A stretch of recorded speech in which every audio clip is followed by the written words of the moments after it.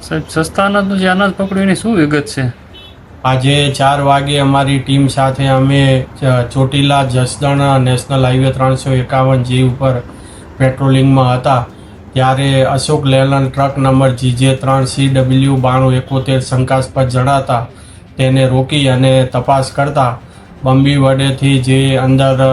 ચોખા ભરેલા હતા એ ચોખાની તપાસણી કરતા આ ચોખા છે ફોર્ટિફાઈડ ચોખા સરકારી ચોખા મળી આવેલ હતા, જેની કટાની ગણતરી કરતાં 450 કટા એટલે કે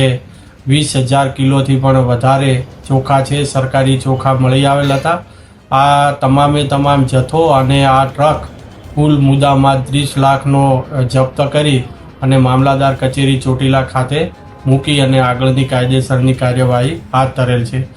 ડ્રાઈવરનું નિવેદન લેતા ડ્રાઈવરે લખાવેલ છે કે આ જે ચોખાના કટા છે એ વિછિયા તાલુકાના જુદા જુદા ગામોમાંથી FPSના ચોખા પિકઅપ વાન દ્વારા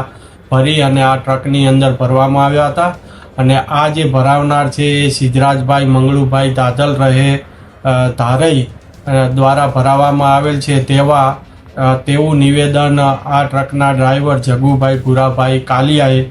રહે જસદણ નાઓએ લખાવેલ છે. આ તમામ હકીકતો ધ્યાને લઈ અને આગળની કાયદેસરની કાર્યવાહી હાથ ધરેલ છે.